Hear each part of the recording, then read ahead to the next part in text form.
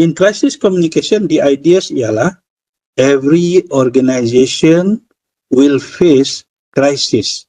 Yang membezakan krisis itu kecil ataupun krisis itu besar. Krisis itu hanya menyinggung perasaan ataupun krisis itu telah menyebabkan satu tragedi yang menyedihkan. Maknanya, in every organization, we must have good understanding about crisis and how to handle this crisis. Inilah gist kepada topik crisis communication, di mana kita kena anticipate bahawa krisis akan berlaku. So because of that, we need to learn about crisis handling. And the first fundamental things that we should learn is what is crisis and how are we going to manage crisis. And then in order to handle crisis, we need to have resilient attitude. Resilient attitudes mean when we have crisis, we are not running away, but we solve the crisis. Kalau kita running away from crisis, our organization will end. Krisis tidak akan kekal. Krisis hanya kekal jika kita melarikan diri dari krisis. Katalah malam ni tiba-tiba pusat sukan pula tidak jadi meneruskan program malam ni. Jadi pusat sukan akan bagi tahu kepada semua yang dia jemput itu, sebab mungkin ada dalam kalangan kami ni datang tapi disebabkan hujan sukan tidak dapat berlangsung contohlah, tapi diberi makluman lebih awal.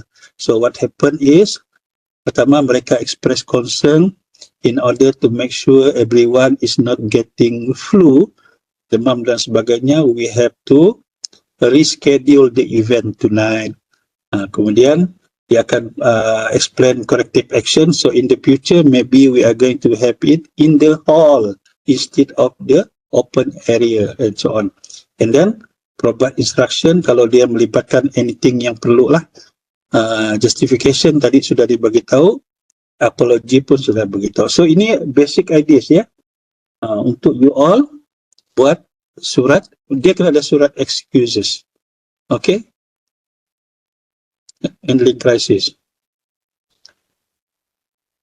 And then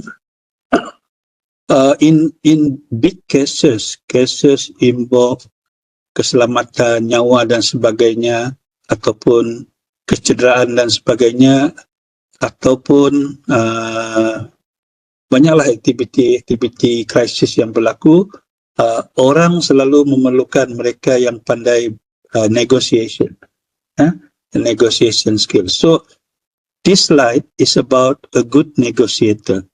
So a good negotiator, dia akan menggunakan pendekatan compromise and collaboration.